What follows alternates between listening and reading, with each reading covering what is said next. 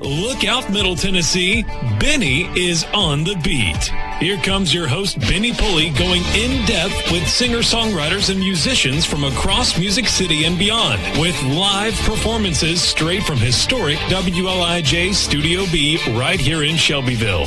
Benny on the Beat on WLIJ is sponsored by Black and Blue Sports and by Shady Acres Creations Boutique and more in Bell Buckle. Now, let's see what we've got here. Here's Benny Pulley. All right, this is Benny Pulley, behalf of Hopkins Farm Broadcasting. I'm here with Mark Lynn Young, musician, talented musician out of Nashville, really Lebanon, we'll be technical, but Nashville's where we're going to call it. I already got a question.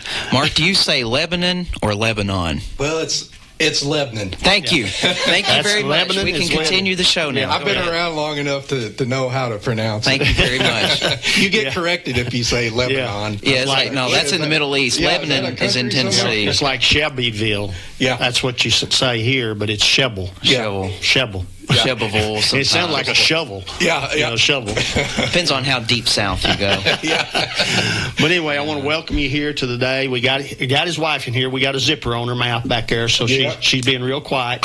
Yeah. Wow. She's came with a tour group. She's got a tour group that she does, and we'll talk about that later. But we want to get into Mark and talk a little bit about what you've done. And I know you started out, me and you talked a long time ago over at Jenny's house when I met you, and we talked about different things, but I didn't realize, because you was playing guitar, I didn't realize you was a drummer. And then you gave me a little bit of information about that. So tell me a little bit about the drumming thing. Well, that started out when I was a kid. I think it might have been, I was joining, I wanted to play in school band around sixth grade. So I got in the classroom that day, and I wanted to play saxophone, but everybody wanted to play saxophone. Oh, wow. That was I'd imagine. Yeah. And so, all those chairs were filled. So the instructor, he said, well, what do you think about drums? You want to play drums? So he said, and literally this room was an oval-shaped room, and you had to climb these platforms to go up to the drum section. Said, go up and just see, how you fit in on drums. So that's pretty much how my drumming endeavor started, when I was a kid. And and then from there, I somehow I ended up with a snare drum that I kept in my closet for a year or two. And my dad, he always loved to sing and go to picking and singing places, all over. And I think that one night we were just sitting around the house playing some music, and and I just got my drum out, and this one guitar player, he said, you need to go get a drum set. So I was like, okay.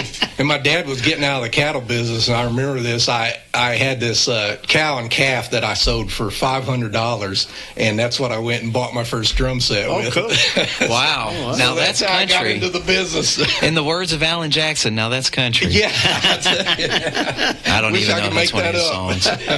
Oh, man. Yeah, he's gone country. What year did you graduate? It was 1992. 92. Yeah, in Fredericktown. It just seemed like just a little while ago. Yeah. It gets farther and farther away. I know, man. I graduated in 75, so I know what you're talking about. It gets farther and further. I graduated last year. College, right?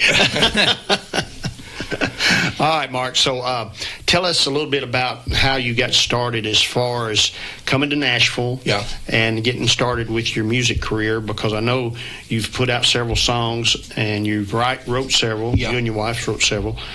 Just tell us a little bit about that venture. Well, where I grew up, I feel blessed and fortunate. The area I grew up in, southeast Missouri. Okay. The town was called Fredericktown, and I kind of feel like there was a real, you hear about guys talking about there was a local music scene going on. Right. I kind of feel like that was, I came out of a local music scene to where there was a lot of local talent in that little area. And we had these little, we called them jamboree halls, right. And you could go there, and on Fridays and Saturday nights, it was kind of like a Grand Ole Opry style, where a lot of entertainers would just kind of rotate through. Yeah. And within 2 weeks after buying my drum set, I got hired in the house band at one of these venues. Oh, cool. And that really helped me a lot to just give me a lot of experience with a lot of different type of, it was mostly classic country. Got you. But gave me just a hands-on, like threw you in the fire. Yeah, basically. really it was, Yeah. And I got a lot of experience really quickly that way. And then as far as like the songwriting and stuff, my dad was always a song guy. He always would study songs. We would get those, I don't know if you remember those Country Song Roundup magazines. Yeah. They had the songs in them with the writers. And I remember us going through and kind of studying songs, because that was kind of my first introduction to songwriting and learning that a lot of songs weren't necessarily written by the artists. Right. There were these people you don't really know about Yeah. in Nashville that would write these songs. Didn't really know what that meant, because nobody in that town, we were just mainly musicians and singers, so we just did a lot of cover music. So we didn't really understand how the whole songwriting process worked. So then later I finally built up the confidence to move to Nashville, and that was about the winter of 1993. Okay.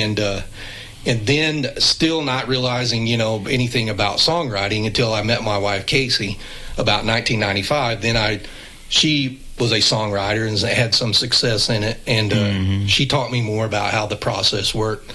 That's kind of how I got more into the songwriting, And during the whole time, I still would play drums, but I had this interest also in songwriting too, Cool.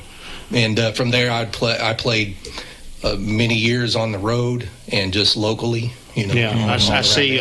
We looked at where you play with Johnny Rodriguez. Yeah. And we just lost Johnny just here. Yeah, and I tell you what an amazing talent he was. And I played with Johnny off and on for about 10 years, from about 1995 to 2005, somewhere in there. Right. A good friend of mine was a steel guitar player and fiddle player for him, and and Johnny was such a great guy to work with, and what an amazing singer. Yeah, just a real talent there. Of course, I think we played one or two of his songs the other day when he passed away. But he was a great songwriter and a great person. Everybody that I've seen on the Facebook commenting about it, how great a guy he was. There was a song that he did, "That's the Way Love Goes," and he had here's a little trivia. It was interesting because in 1973, he had a #1 hit on that, 73, 74, and then exactly 10 years later, Merle Haggard had a #1 hit on that. That's what I thought. Yeah, I was trying to remember who did that.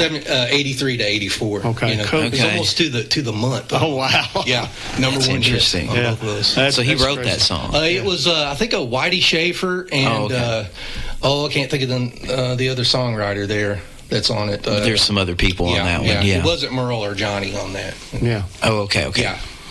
Okay.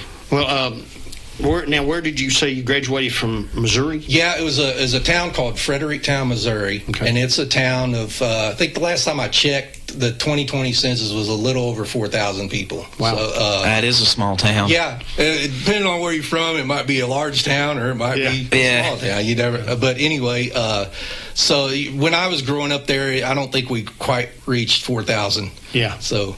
But it was kind of more like a mining town, a lot of agriculture, and my family, my dad was a mechanic and a welder, and then we were in the logging business and, farming, you name it, we just kind of did everything. I understand you did a little carpentry. Yeah, I got into that, more right out of high school. And through music is how I got into that. I actually performed at one of those venues I was talking about with a steel guitar player. Great. And he owned, and he owned a construction company, and I was asking him, like, you need any help? I was like, he's like, sure, so that's how I got into that, and started learning about framing and trim carpentry and stuff like that. Make a little extra money so you can buy another guitar. There you go. Or a new snare. So when did you actually pick up the guitar? Oh, now that was, that was probably before drumming, but I never really developed it to a professional level per se when I was young, because everyone was a guitar player. Right. That's how I became a drummer. I get it. Because they needed drums. Right. So but I probably picked up guitar, I must have been I don't know, 10, 11, 12. I remember my mom buying me one. I think she bought my first guitar at Walmart. Yeah. It was hard to keep it in tune, but at least you had a guitar. Still feel that how you would play a guitar. Oh, yeah. Well, Mark, when did you start singing? Because one of my friends is a drummer, Steve Cummings, and he always, Steve? Yeah, he always says it pays to sing. You might have heard him say that. When did you start singing, and how did that change your gigging and stuff? Kind of the same thing with guitar. There was always music around, my family. So at some point, I think it was maybe more into my teens, I started actually singing and playing drums where I could do harmonies. Right. And then once I got to Nashville, I realized that, it's kind of a plus to be able to sing, that. Sing some lead and if you're stuff playing like all day, I want somebody else in the band to be able to sing some songs. Yeah, it does help when those guys are on 3 and 4 hour shifts. It does help to have an extra singer, in the band, or 2 or 3, So if everybody sings, it really does help out. Them harmonies, all of you together, and you don't see a lot of bands that have the mic by the drummer. Yeah, but there is several that do, and it does get a little awkward at times. With having a mic there, and you're trying to play around it. Trying to play around it. For our non-musician listeners out there, people watching on Facebook, you've got a mic coming around from the right or the left, depending on what your preference is, and you're trying to go for drum fills, and you might have to cross where that is. Yeah, it takes a while to learn that. I remember that kind of being, you got to have a good boom mic set up. Yeah. And I always had mine on the left for some reason. And I know guys do it differently. But that's kind of how I was always set up. And sometimes you'll have a monitor, sometimes you won't. Yeah, when you show up at a venue, it's like, oh no, we don't have a monitor. Yeah, which for our non-musician listeners out there, your monitor speaker is the way that the band can even hear themselves and know what they're playing. Yeah. And so if the drummer's usually in the back. And so maybe you're getting just the backwash off of what the guys up front are hearing. And so you're just kind of winging it. And Ringo Starr used to watch, you might know the story, but Ringo Starr used to watch John Lennon, George's, and Paul's rear ends bouncing up and down to the tempo of the song, kind of stay on to even know what was going on. Tempo, I can see where that would work.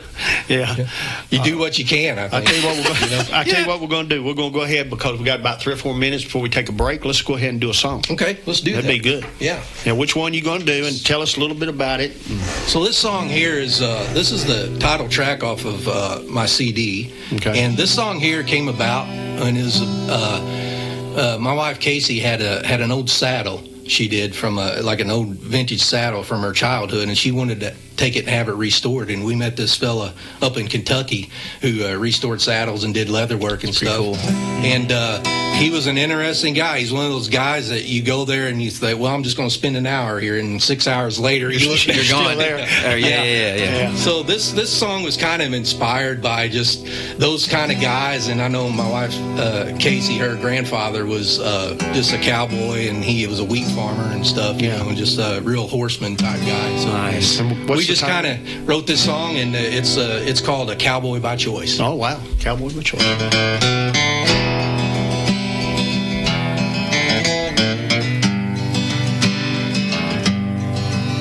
He grew up headstrong and set in his ways, a true test to his mama in his younger days. But he's got a good heart, even if he don't follow the rules. He knows nothing is gained without sacrifice, and what you become is how you spend your time. And he's proud to live in a country where he can still choose. He's a cowboy by choice. Simple things bring him joy. A hawk flying free, or a cool canyon breeze. He ain't afraid of hard work to get what he deserves. Stands up for what's right, won't back down from a fight. A cowboy by choice.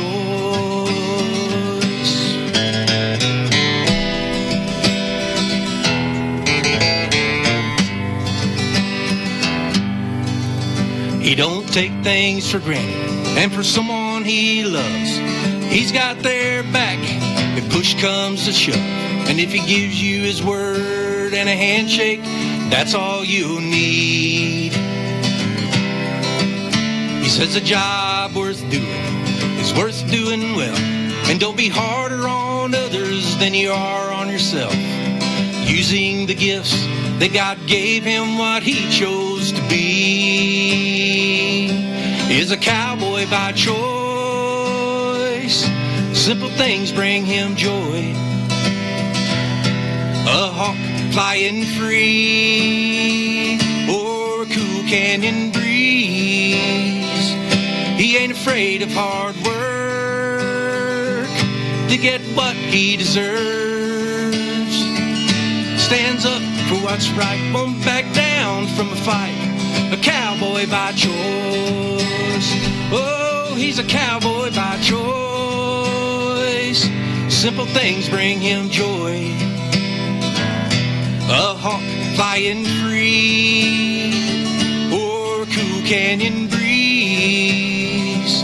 He ain't afraid of hard work to get what he deserves. Stands up for what's right, won't back down from a fight. A cowboy by choice. He stands up for what's right, won't back down from a fight.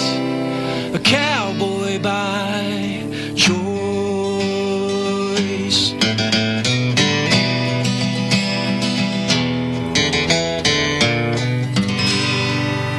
Cowboy by choice. All right, man. All right. Now, if anybody wanted to pick that up, how could they do that? You can go to marklynyoung.com, and I have CDs available there for sale. Okay, cool. And free shipping. Free shipping. Free shipping, just like Amazon. Yeah. Yeah.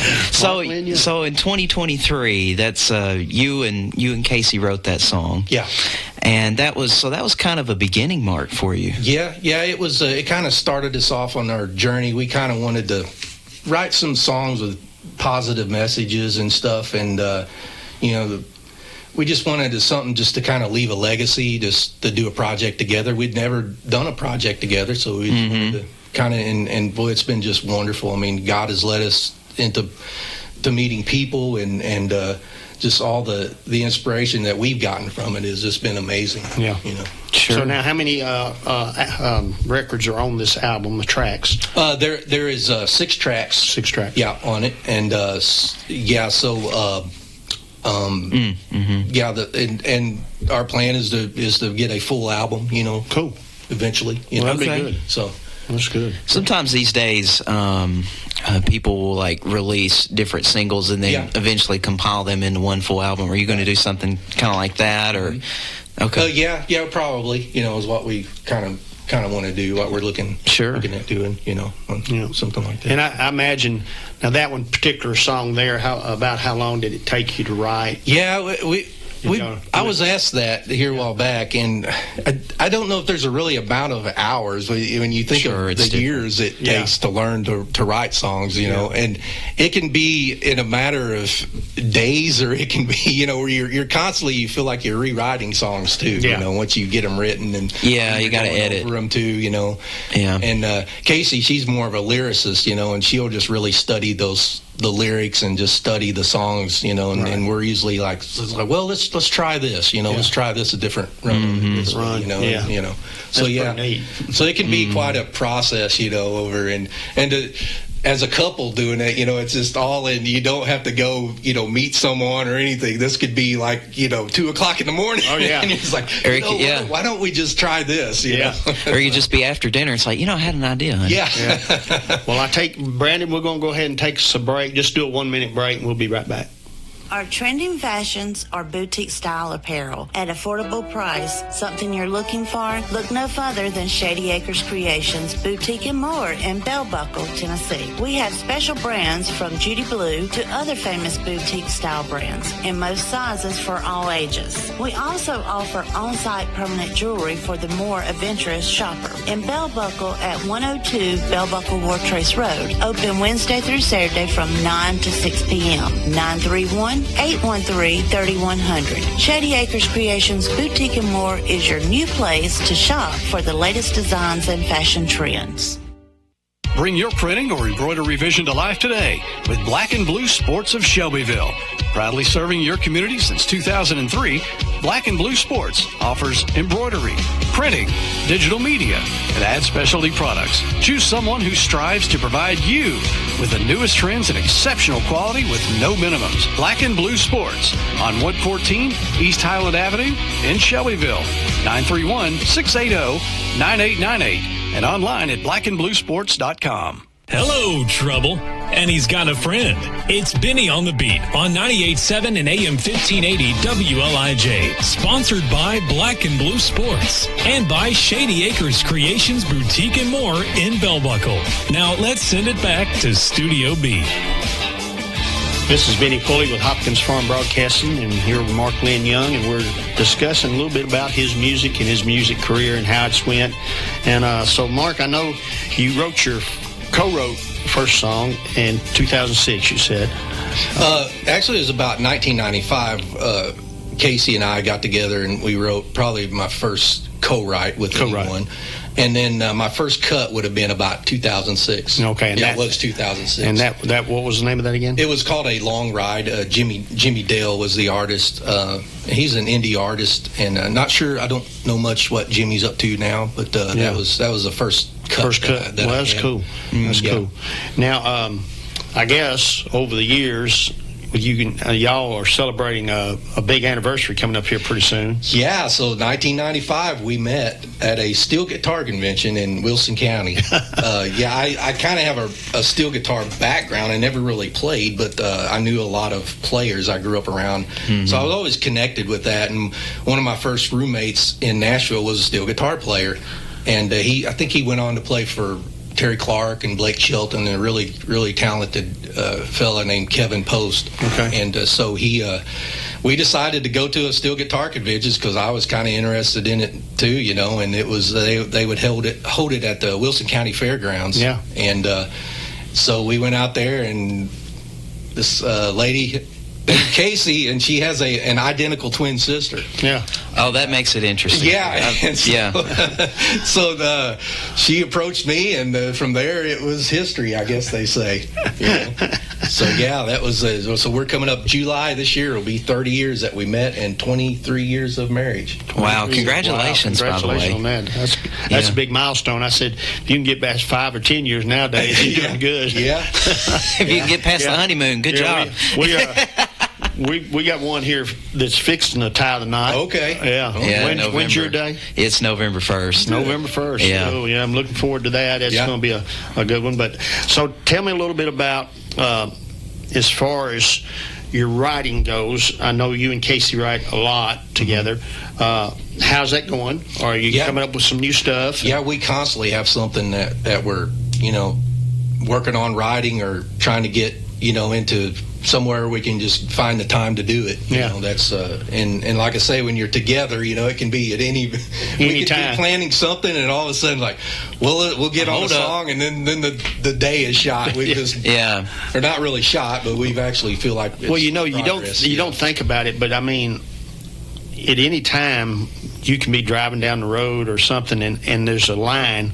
Or somebody says something and a line pops in your head, and you write it down, right? Or put it in your little voice memo thing, and, that way you won't forget it. Yeah. Because the problem is, if you don't write it down then, it's forgot. And I tell you, these iPhones and Android phones, they come in really handy once you learn how to organize on them. Yeah. They are handy for that. Where you can get ideas down and stuff like that. Yeah.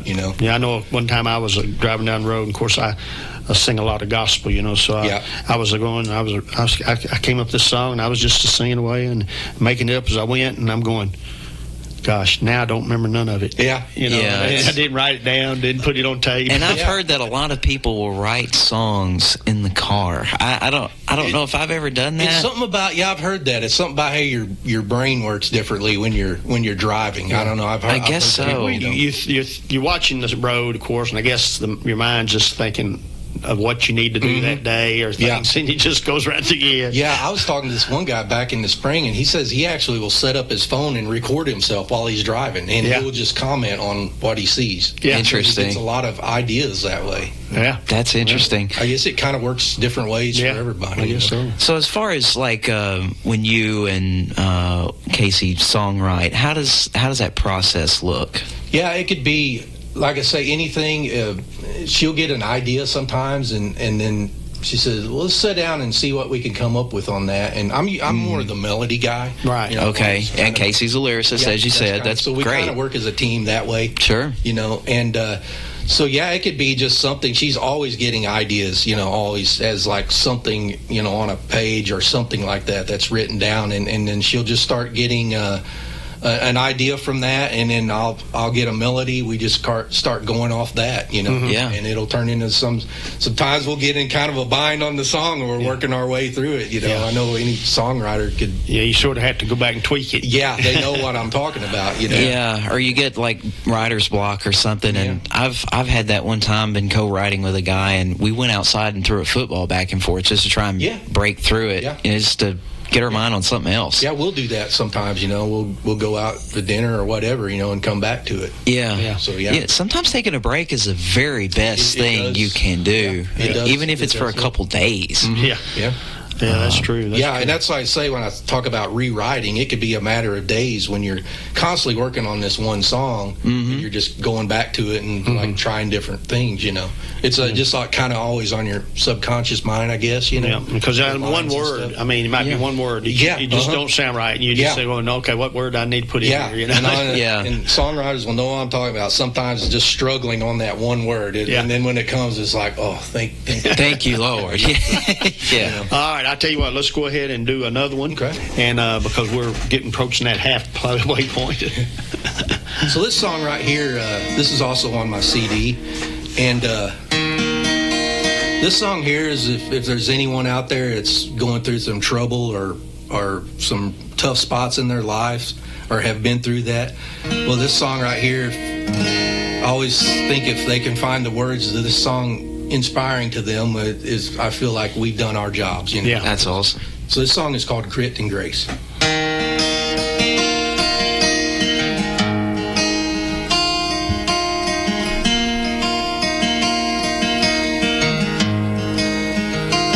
Sometimes when life feels like a January wind, so bitter cold that you wonder, will these dark days ever end? And sometimes you will need to have patience and hope, like wildflowers waiting under a blanket of winter snow. There will be storms and heartache, but you can push through with grit and grace. When there are rough roads, steep canyons, or mountains to climb, the only way to blaze a trail is one step at a time. And if you have to cross deep water or face a hard season of change, thank God that He gave you grit and grace. And sometimes on a peaceful blue sky summer day, pressure can build all around there, leaving dark clouds in its place. And that is when a test of faith over fear is found, when lightning strikes and thunder shakes and the rain covers the ground. There will be storms and heartache, but you can push through with grit and grace. When there are rough roads, steep canyons, or mountains to climb, the only way to blaze a trail is one step at a time. And if you have to cross deep water face a hard season of change, thank God that He gave you grit and grace.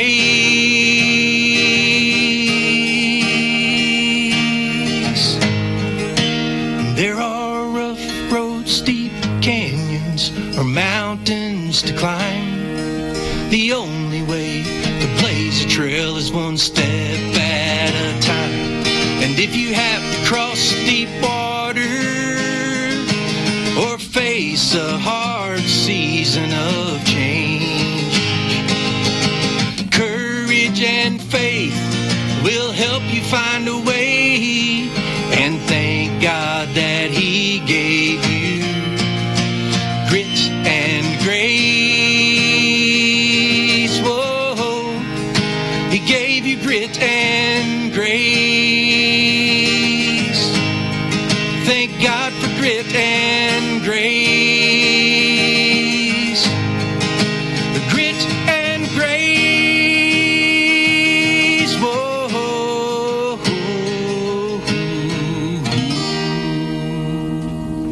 All right. Grit and grace. Mark Lynn Young, folks. That was good. Thank you. That was good. Thank you. Yeah, we're going to go ahead because we're at the half point. We'll get Brandon take a 1 minute break. Mr. Brandon. Our trending fashions are boutique style apparel at affordable price. Something you're looking for? Look no further than Shady Acres Creations Boutique and More in Bell Buckle, Tennessee. We have special brands from Judy Blue to other famous boutique style brands in most sizes for all ages. We also offer on-site permanent jewelry for the more adventurous shopper. In Bell Buckle at 102 Bell Buckle War Trace Road. Open Wednesday through Saturday from 9 to 6 p.m. 931-813-3100. Shady Acres Creations Boutique and More is your new place to shop for the latest designs and fashion trends. Bring your printing or embroidery vision to life today with Black and Blue Sports of Shelbyville. Proudly serving your community since 2003, Black and Blue Sports offers embroidery, printing, digital media, and ad specialty products. Choose someone who strives to provide you with the newest trends and exceptional quality with no minimums. Black and Blue Sports on 114 East Highland Avenue in Shelbyville. 931-680-9898 and online at blackandbluesports.com.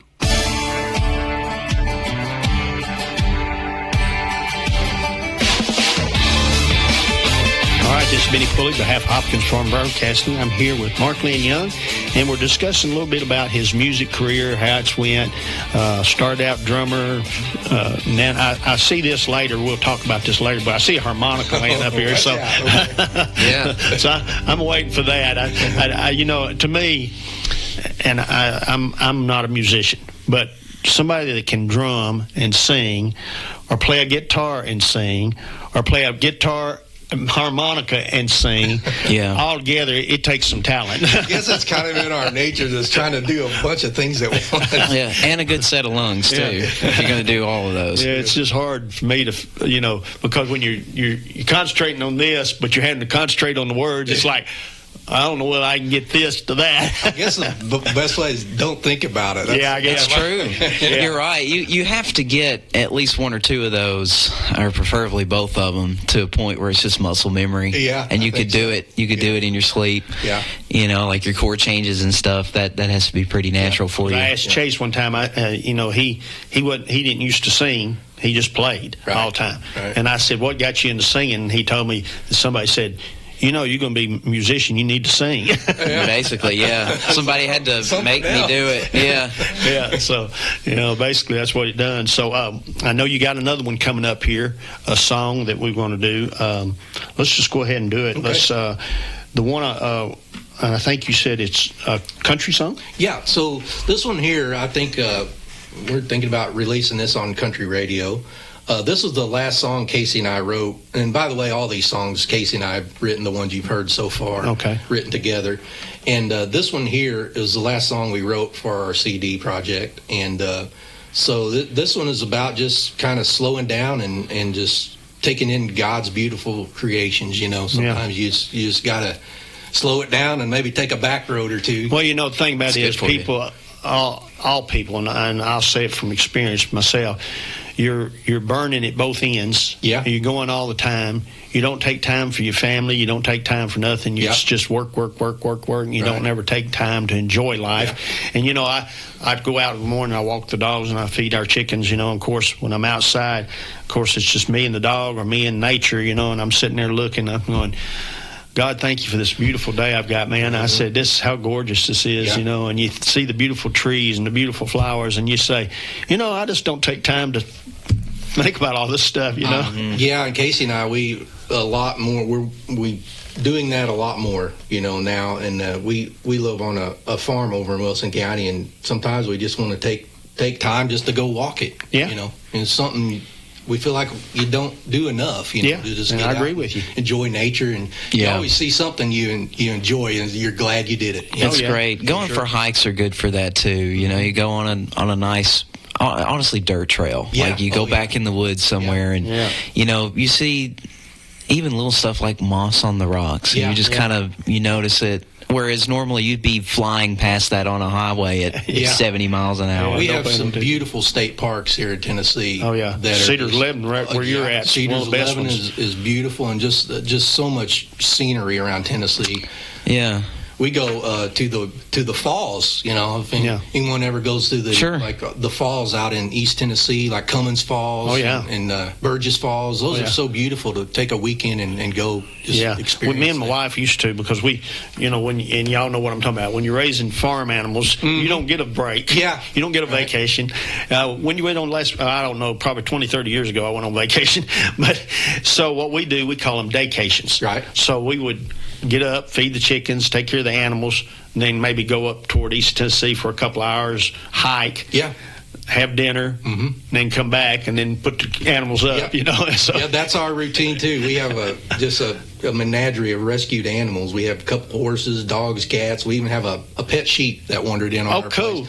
And we gave him a home. He's got 14 a place. years old now, but wow. And that's kind of our routine. We'll do the chores in the morning, and if we want to do something, it's like, well, let's go, get something done. If Kaysie isn't doing tour guiding or I'm not working, it's like, well, let's go do something. Then we got to come back. Right. Not gotta, but it's like something we you feel obligated to, because they depend. They're depending on it. Yeah, that's right. And sometimes that kind of is like feel like something an animal is dependent on you. It keeps you kind of motivated and keeps you active and everything like that. You're right. So all right, let's go ahead and play this one. So this is called this one here is called The Long Way. The Long Way.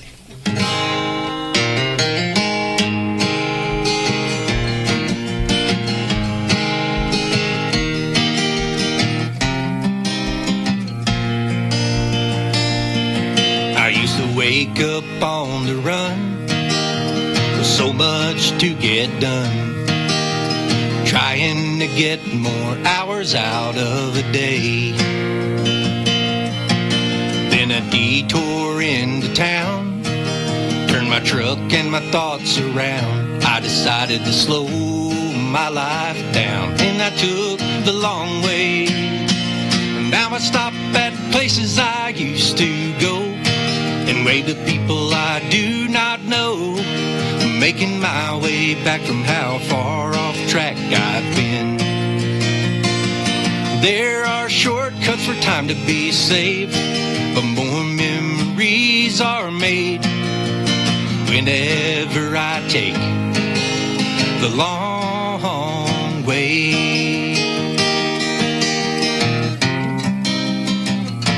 I have a long list of work to do, chores and commitments too.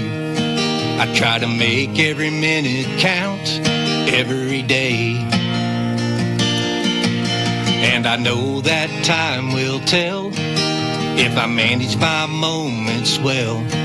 I focus on what matters the most and take the long way.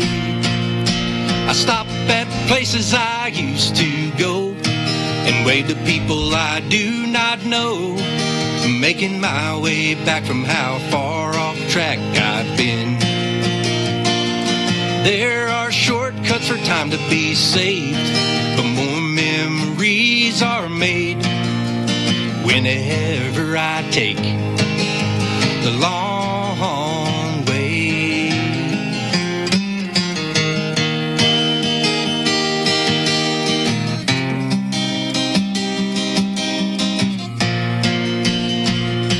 I stop at places I used to go and wave to people I do not know, making my way back from how far off track I've been. There are shortcuts for time to be saved, but more memories are made if you choose to take the long way. Yes, more memories will be made by taking the long way.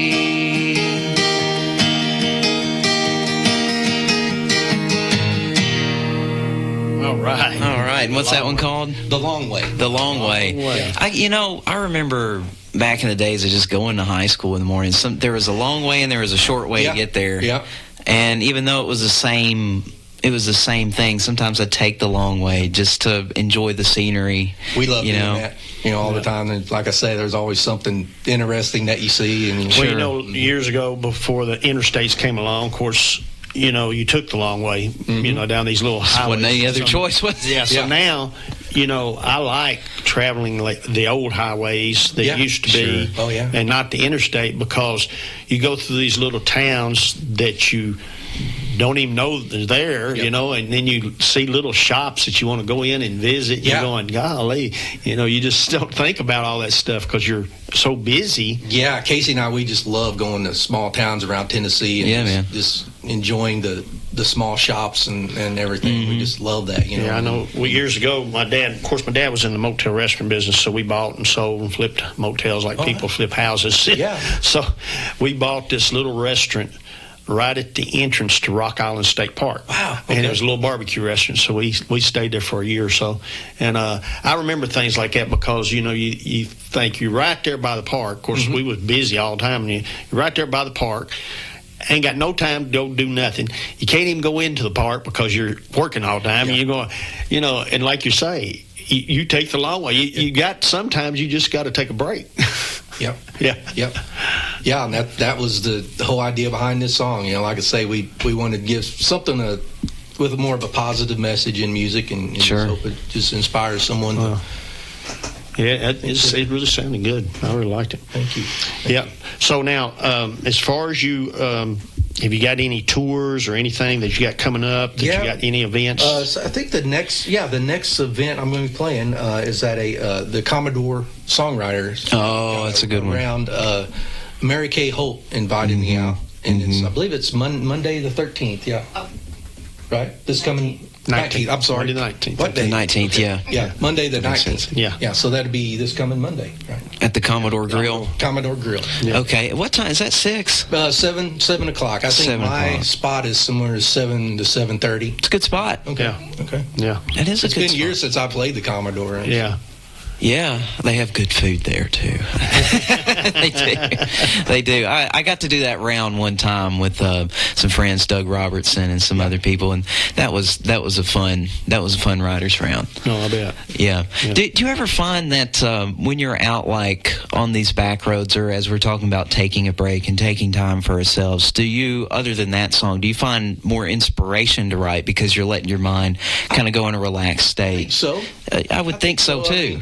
I've heard a lot of songwriters, they'll take a vacation or something, and they just take vacations to write songs, whether that's in the mountains or on the beach, or the group of them will get together, and a lot of great songs I think have been written that way. I thought about it the other day. I thought, I've got 67 acres here in Shelbyville, Bell Buckle, and I'm surrounded by the closest house probably 3/4 of a mile from me, you know, and I'm going, I can walk out here. We got a place, I call it the Breezeway. You can go back there at any time during the day, and there's a breeze going through this particular place, and I call it the Breezeway because, there's a breeze blowing all the time. Tunnel. So I thought about put me a picnic table back there. And just going back there because you can see the deer, you can see the turkeys, and occasionally you'll see a bobcat or a coyote, but I usually ain't going to let them stay there for long. Me and Kaysie talked about the predators last time. That's a constant challenge on the farm. And on the farm, you're always looking from, they're going to get your chickens, and so you have to watch. As long as they me and Kaysie talked about this. As long as they stay on the other side of my coop and don't bother them, they'll live a long time. But once they cross that line, they've crossed the line. That's all we always say. We have all this property. They can do what they want everywhere. Out there. They get too close. Now they're getting into everyone's space. Then we're getting the 22 and above out. Yeah, buddy. Get the browning. All the development that's going on, I know it's kind of stirring them up a little bit. Oh, it is. And they're just probably. They're just trying to find a place to go. Yeah. That's exactly right. So when you do the Commodore, have you got any other events that you're trying to do? Or see, this fall, I have a ranch revival out in Oregon. Cool. That's one thing I'm doing out there. It's just some in-laws of mine. Actually, her Kaysie's twin sister, they have a place out there, and they do a little ranch revival every year, and they invited me out to do that. Well, cool. So that's going to be something I'm looking forward to. Well, that's good. And what part of Oregon, you remember? That's south of Portland, I believe, Wilsonville, Oregon. Wilsonville, Oregon. Yeah, when I went to a convention one time. It was up in. I landed in Oregon, and we ended up in, I think, Puget Sound is where we ended up in Washington. Yeah, that's some beautiful country up there. So I got the chance to travel a lot of that when I was touring on the road with different bands and stuff, and got to see a lot of it. Usually it's at 70 miles an hour, but you still get to see it. It's like, I'd like to see that someday. You didn't get to practice the long way. No kidding. Yeah, you need to go back. Yeah, short and fast way most time. That's right. When you're traveling. Well, I guess we'll take another 1-minute break, and we'll be right back. Bring your printing or embroidery vision to life today with Black and Blue Sports of Shelbyville. Proudly serving your community since 2003, Black and Blue Sports offers embroidery, printing, digital media, and ad specialty products. Choose someone who strives to provide you with the newest trends and exceptional quality with no minimums. Black and Blue Sports on Wood 14, East Highland Avenue in Shelbyville. 931-680-9898 and online at blackandbluesports.com. Our trending fashions are boutique style apparel at affordable price. Something you're looking for? Look no further than Shady Acres Creations Boutique and More in Bell Buckle, Tennessee. We have special brands from Judy Blue to other famous boutique style brands in most sizes for all ages. We also offer on-site permanent jewelry for the more adventurous shopper. In Bell Buckle at 102 Bell Buckle Wartrace Road. Open Wednesday through Saturday from 9 to 6 p.m. 931-813-3100. Shady Acres Creations Boutique and More is your new place to shop for the latest designs and fashion trends.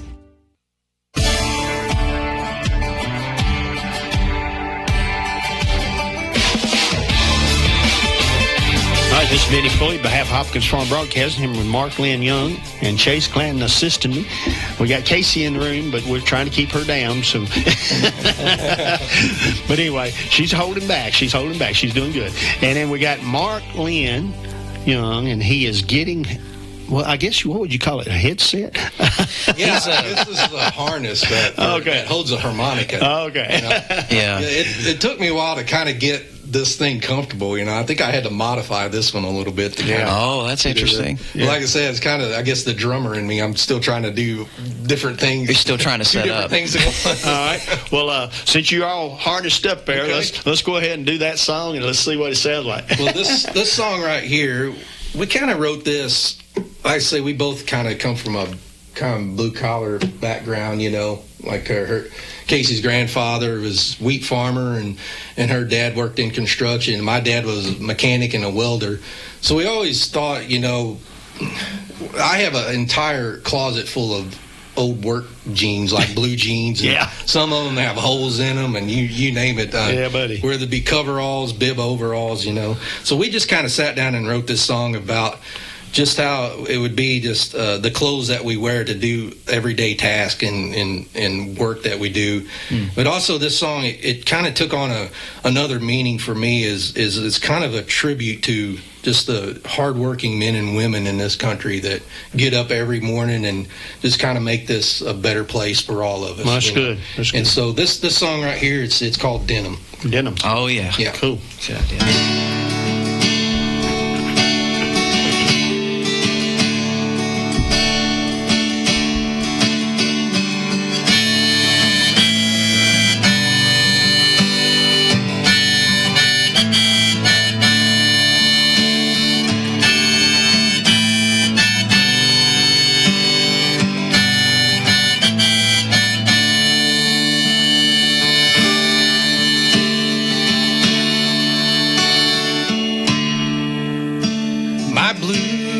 Jacket hangs on a nail, and like an old friend, the stories it could tell.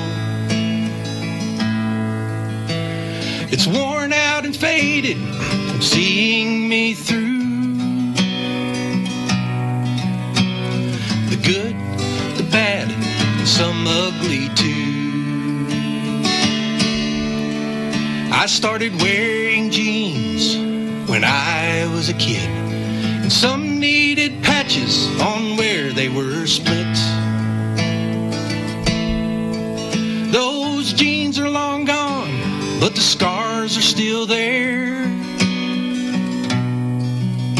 Many memories were made with every pair. Old or torn, faded or new, and a partner with leather when there's hard work to do. When I can no longer pull on my boots or put on a Stetson, I hope they bury me in denim.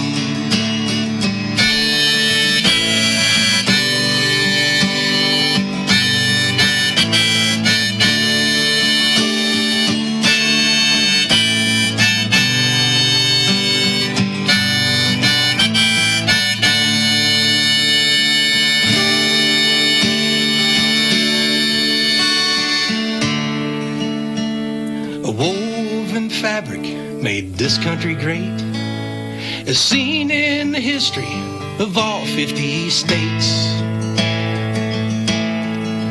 Building highways and railways and gold mining towns. Throughout generations, denim is found.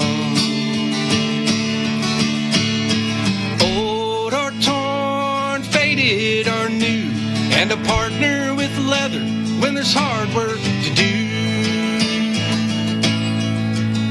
When I can no longer pull on my boots, put on a Stetson, I hope they bury me in denim. Old or torn, faded or new, and a partner with leather when there's hard work to do. When I can no longer pull on my boots and put on a Stetson, I hope they bury me in denim. I hope they bury me in denim. I will rest in peace wearing denim.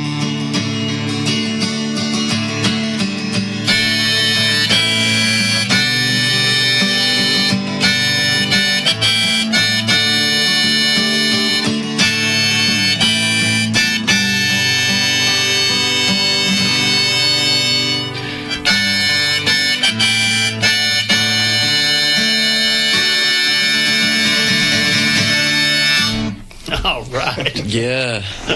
Denim. Yeah, that is a working man's choice right there. Yeah, that's kind of the idea we had in mind. Yeah, absolutely. And the harmonica folks just added a lot to that, you know. It gives it kind of, I guess, Americana thing to it. Yeah, very Americana vibe, very Bob Dylan type of vibe. I love it, man. Yeah. Good work. It is great. You know, and I think about this, and I mentioned it before. Of course, I had a buddy, and I always wore blue jeans and flannel shirt most of the time. And a buddy, hey, that's what I'm wearing today. Cool. Yeah, a buddy of mine told me, said, Benny, you know, have been successful. You need to dress up. I said, no, I don't think it makes a difference. He said, yeah, it will. I said, well, all right, whatever. So I just let it go, you know. And then one day, I took a week. And I experimented. Yeah. So one week I went, and I always go to the post office about the same time every day, get our mail for the business. And so I'd go, I did blue jeans and flannel, you know. And I would get one or two that knew me, would speak to me. Most of the rest of them, you'd say hi, they wouldn't say nothing. And I thought, well, okay. So then I dressed up, suit, tie, dress shoes, and walk in, and it's pretty well everybody that I passed would say hi. And I could not believe, just because of what I wore, that there would be that many difference. But he was right as far as, you know, people speaking to you. And I thought he was crazy. You know, I thought, you don't know what you're talking about. But evidently I was wrong. Yeah, does make a difference. Yeah. So we got just a little bit of time left. I want you to do another song. But before we do that, give them the website one more time. Yeah, it's marklynnyoung.com. Yeah, and go on there. I have photos and everything of kind of what I've been up to and where I'm going. Okay. You know, my dates and stuff like that. And that's good. Purchase my CD on there, and it changes constantly. Yeah. You know, so there's always something new popping up on there. Yeah, so. Benny on the Beat just got on there just here recently. Yeah. There you go. Yeah. Before we go to that next song, you had an exciting year in 2014. You got to play drums on the Opry that year. Yeah, that was the first time I ever played on the Opry. It was Grand Ole an artist named by the name of Andy Griggs, a friend of mine that was band leader and played bass for him at that time. I'd been touring with other artists on the road, and with his name is Cliff Hagan, and he called me up, I think it was like middle of the week, and said, well, do you want to play Saturday Night Opry? I said, I'm not going to turn that down. Yeah, whatever I had is now canceled. Yeah. So it was a wonderful experience, you know, to get to do that, you know, and hopefully someday I get asked to perform a song or two on there. That's the goal, buddy. There you go. That's the goal. I think everybody wants to get in the circle. Yeah. That's right. Yeah, what an amazing establishment, you know, how just the history behind that, and how Nashville that's their thing, you know. I had a friend of mine, he lives over in Murfreesboro. I'd like to introduce you to him. You'd like him. And he has a business over there, and they came to him, a guy had wrote this particular song. It was called The Circle. Yeah. And it's a song about the Grand Ole Opry and how they want to get to the circle. Oh, yeah. You know, and a lot of people don't know, but they took the circle from the Ryman. They took the wood floor from the original Ryman and put it in the new Opry. Yeah, fascinating. And so, of course, the goal of every country singer is to get in the circle. Yeah. You know. Yeah, and I mean, that's what you strive for. I mean, so many people, you know, I lived there for so long. And my dad owned a motel down there on 4th Avenue and one on 8th Avenue. But the one on 8th Avenue was right next to RCA Victor. Mm-hmm. So we would have musicians come in all the time to play at the RCA. Mm-hmm. And so, of course, I remember a lot of them, the Imperials, Elvis's group, they'd come in to record with Elvis, and they would be and stay with our motel. And I really enjoyed that, getting to talk to them, to see them. I was young. I was probably about 10 or 12 at the time. But just knowing that they're laying everything on the line, basically, wherever they live, and they're moving here, hoping for that one song that takes them out, you know, and it you don't think about it, but a musician goes through a lot to get to where they're getting. Yes. Yeah, all the work they have to do and put in the hours, you know. And like I say, to finally build up the confidence wherever you come from. It's like, I'm going to give this a shot. I'm going to try this, you know. And a lot of us, we move here, we don't know anybody. Yeah. You know. You know. I think I had a couple cousins who lived in Lebanon, but they weren't in the music business. Right. And that was kind of someone I could stay with until I kind of got a foothold, you know, into where I needed to be. Yeah. You know, but Yeah, like I said, I hear like artists talking like they're stars now. You know, they didn't know a soul when they moved here. I think that's the most fascinating thing. It is. You know? It's just like you shut down everything where you live, and you come here, and you like you said, you're a stranger in a big place. Yeah, and Nashville is a big place. Yeah. Once you getting bigger. Yeah. When I lived here, I got out in '88 because it was getting too big for me then. So I know now. When I go back, I'm just going.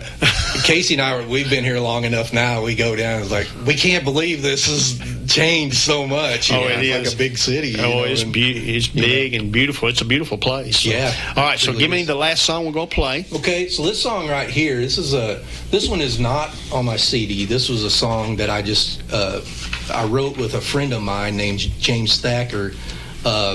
He's a guy I've played in bands over the years with, and he got into TV and film placement. Okay. So we were on a Zoom call one afternoon, and we weren't even talking about songwriting. We were just kind of going through. I set up a little studio in my house, and he was helping me with that. And he said, I have this thing. Someone is wanting songs for a movie, and they kind of wanted like a theme of a 1970s Texas AM radio. And I thought, well, we can do that. I might be the guy that could write something like that. So I kind of sat down and I wrote, just came up with some stuff. And wow. And this song right here. Oh, and I don't want to leave this out. It was placed in a Robert De Niro, John Malkovich, and Jack Huston movie. It's called Savage Salvation. It came out in 2022. Wow, cool. So my friend Jim did get it placed in a movie, and ironically, the movie is about redemption, and the song is about that too. Oh, cool. And so this song right here is called "Live Until I Die."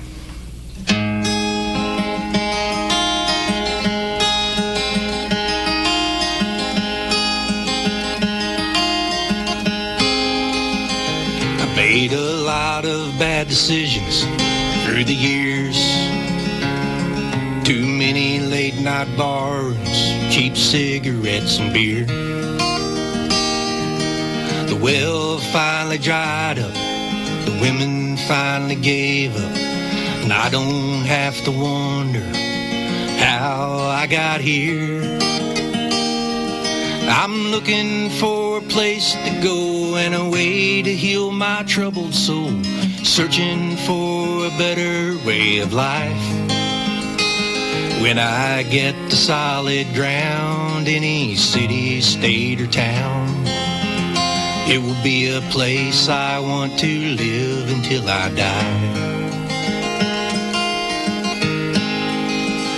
I cannot take back this crazy life I've led. All the hurt and all the heartache and the words I left unsaid. I know I just can't give in. I've gotta keep on living. Now there's hope for better days ahead. I'm looking for a place to go and a way to heal my troubled soul, searching for a better way of life. When I get to solid ground, any city, state, or town, it'll be a place I want to live until I die. It took a while for me to finally see. Now I'm thankful for the new road that's out in front of me. I'm looking for a place to go and a way to heal my troubled soul, searching for a better way of life. When I get to solid ground, any city, state, or town, it will be a place I want to live until I die. It will be a place I want to live until I die.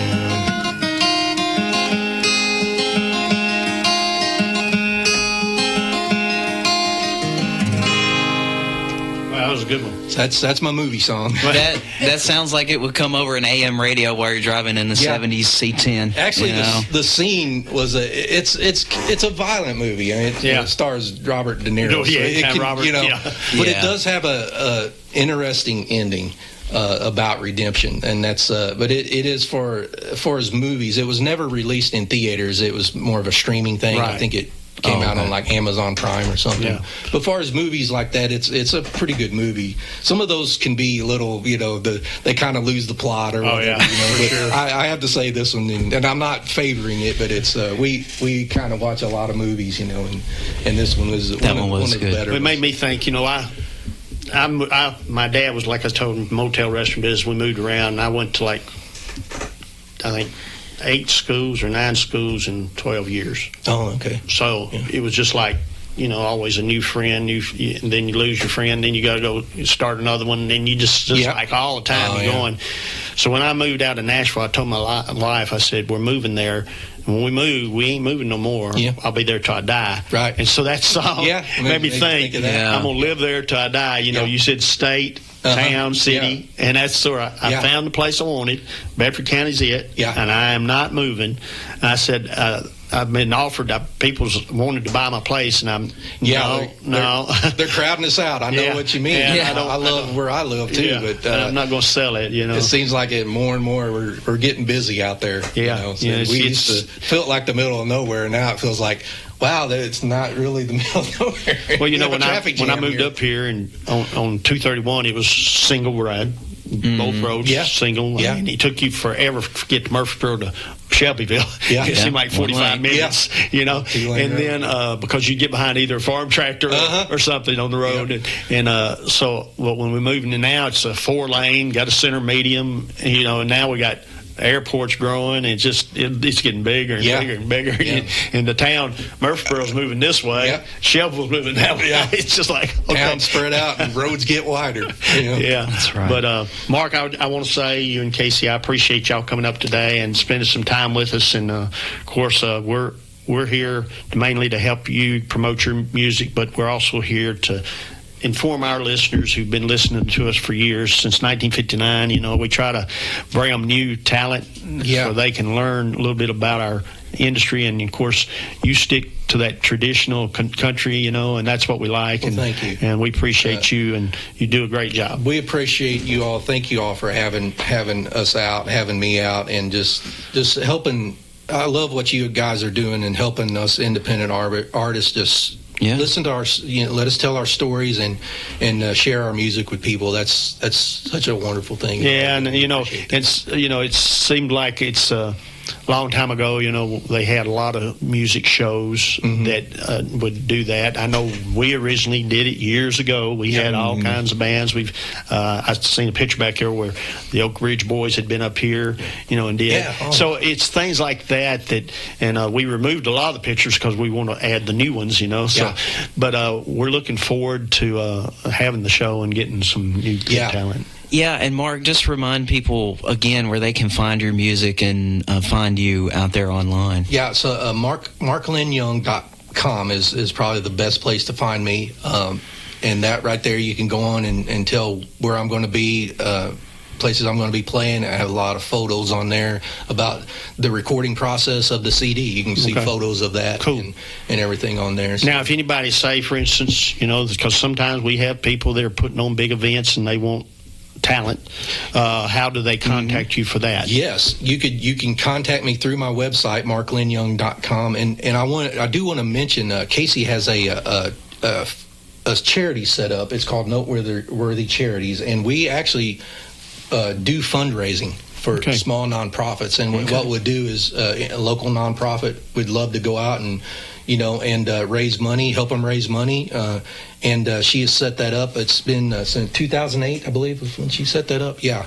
And so, we're all about getting out and helping local charities and stuff. That's good. Giving back to the community. Yes. Yeah. So anyone out there, just contact me through my website, marklynyoung.com, and I'll be happy to get in touch with anyone. Okay, cool. That's good. You got any more questions, Mr. Chase? No, thank you so much for coming today, Mark and Kaysie. Glad to have you guys. And like you said, reach out to you if you are in need of any live music, any entertainment. If you want to get some of those records, look up Mark Lynn Young. You can just Google him. That's Mark with a K, and Lynn is spelled Lynn. That's how you can find Mark out there. Yeah, marklynyoung.com. Okay. Mark, thank you. Kaysie, thank you. And Brandon, we're going to turn it back to you. Till next time.